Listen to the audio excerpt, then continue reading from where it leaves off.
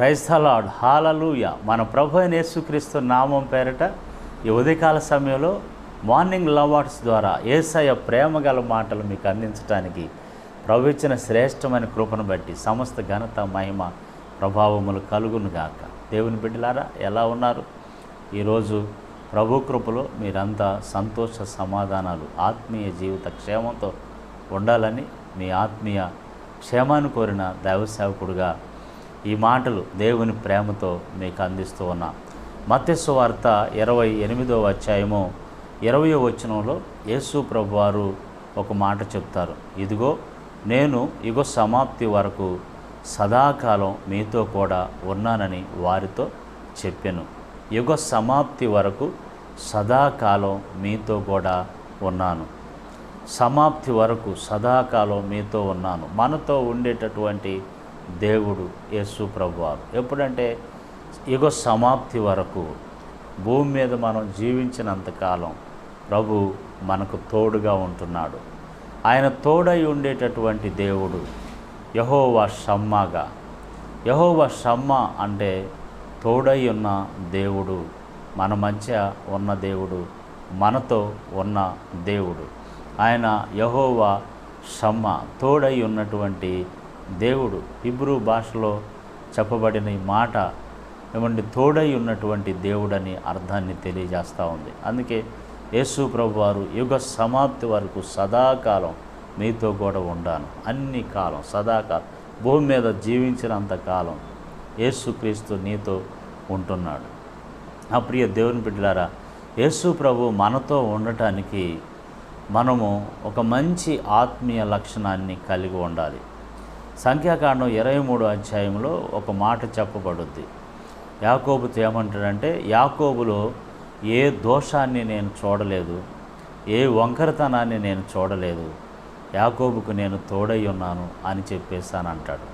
అంటే దోషం లేనప్పుడు, వంకరతనం లేనప్పుడు దేవుడు మనకు తోడై ఉంటాడు. ఆమేన్, హల్లెలూయా. కాబట్టి నా ప్రియ దేవుని బిడ్డలారా, ఈ రోజున నీ ఆత్మీయ జీవితంలో వంకరతనం, నీ ఆత్మీయ జీవితంలో దోషం అనేది లేకుండా ఉంటే ప్రభు సదాకాలం నీతో కూడా ఉండేటటువంటి దేవుడు. మన ప్రతి పరిస్థితుల్లో మన ఆత్మీయ యాత్రలో ఎన్నో కార్యక్రమాలు మనం చేపడుతూ ఉంటాం. ఈ పరిస్థితుల్లో, మన ప్రయాణాల్లో, మనం చేసే పనుల్లో, మనం చేసేటటువంటి బిజినెస్లో, మన పొలం పనుల్లో, ఏమంటే బిజినెస్, అన్ని రకరకాలైనటువంటి పని ప్రయాణాల్లో దేవుడు మనకు తోడుగా ఉన్నటువంటి దేవుడు. ఇప్పుడు మన వయసు ఎంత ఉందో దేవుడు తోడుండకపోతే ఈ రోజుకు మనం సజీవంగా ఉండేవాళ్ళమా? నేనైతే దేవుడు తోడుండకపోతే సజీవంగా ఉండేవాడిని కాదండి. నేను దేవుణ్ణి ఎరక్కముందు ఎన్నోసార్లు వాహనాల మీద దూర ప్రాంతాలు సినిమాలు చూడటానికి వెళ్ళినప్పుడు ఎన్నో యాక్సిడెంట్ ప్రమాదాల నుంచి దేవుడు తప్పించాడు. ఎందుకు దేవుడు తప్పించి నన్ను బ్రతికించాడయా? ఎందుకు నేను ఆయన్ని ఎరగకపోయినా దేవుడు నాకు తోడుగా ఉండి ఎందుకు ఈ రోజుకి సజీవంగా ఉంచాడయ్యా అంటే, ఈరోజు ఈ విధంగా ఆయనకు సాక్షిగా ఆయన మాటలు మీకు అందించాలని దేవుడు నన్ను సజీవంగా ఉంచాడు. నా ప్రియ దేవుని బిడ్డ, నీతో కూడా ఆయన తోడున్న దేవుడు, నీతో కూడా నీ వెంట ఉన్నటువంటి దేవుడు.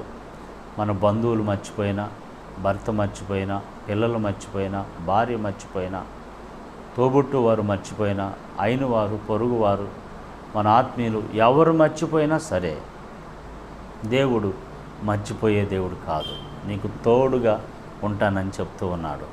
ఆయన వాగ్దానం చేసిన దేవుడు నమ్మదగిన దేవుడు. కాబట్టి దేవుని తోడు నీకు ఉండాలంటే యాకోబులో ఏ దోషాన్ని నేను చూడలా, ఏ వంకరతనాన్ని నేను చూడలా, కాబట్టి నేను తోడై ఉంటా. కాబట్టి ఈరోజు నీలో ఏ దోషం కనిపించకుండా, ఏ వంకరతనం కనిపించకుండా నువ్వు ఉన్నట్లయితే, పరిశుద్ధంగా బ్రతికినట్లయితే దేవుడు తోడుంటాడు. పరిశుద్ధులకి దేవుడు తోడుంటాడు. అందుకే యోసేపుకి ఐగుప్తులో దేవుడు తోడుగా ఉన్నాడు. ఏమండి నా ప్రియ దేవుని బిడ్డలారా, దానియేలుకి ఆయన తోడుగా ఉన్నాడు. దానియేలుకు తోడుగా ఉన్నాడు. సింహబోనులో కూడా ఏమి కాల. షడ్రకు, మేషకు, అబేద్నెగోకి తోడై ఉన్నాడు. అగ్నిలో ఏమి కాల. నా ప్రియ దేవుని బిడ్డలారా, అనేక మంది ఆయన భక్తులకు ఆయన తోడై ఉన్నటువంటి దేవుడు. ఈరోజు నీకు తోడై ఉన్నటువంటి దేవుడు. ఈ ఉదయకాల సమయంలో దేవుడు నీతో మాట్లాడుతున్నాడు. ఈరోజు నువ్వు చేసే పనుల్లో నీకు తోడై ఉన్నాడు. ఈరోజు నువ్వు ప్రభు సన్నిధిలో పరిశుద్ధంగా బ్రతకగలిగితే, పరిశుద్ధమైన జీవితాన్ని జీవించగలిగితే, ఆ పరిశుద్ధతలో దేవుడు ఉంటాడు, నీకు తోడై ఉంటాడు. ఈ మాటలు నమ్మినట్లయితే నాతో ఈ ప్రార్థనలు ఏకీవించు. సర్వకృప అనేది యేసు ప్రభువా, నీ గొప్ప నామాన్ని బట్టి స్తోత్రాలు. సదాకాలం యుగ సమాప్తి వరకు మాతో కూడా ఉన్నటువంటి దేవుడు ప్రభువా, నీకు వందనాలు. ఏ వంకరతనం, ఏ దోషం లేనటువంటి పరిశుద్ధులకి నీవు తోడై ఉన్న దేవుడు. ఈ మాటలు వింటున్న నీ బిడ్డలకి తోడై ఉన్న దేవుడు. ఆశీర్వదించి కృపచూపమని యేసు నామములో ప్రార్థిస్తున్నాం తండ్రి. Amen, amen.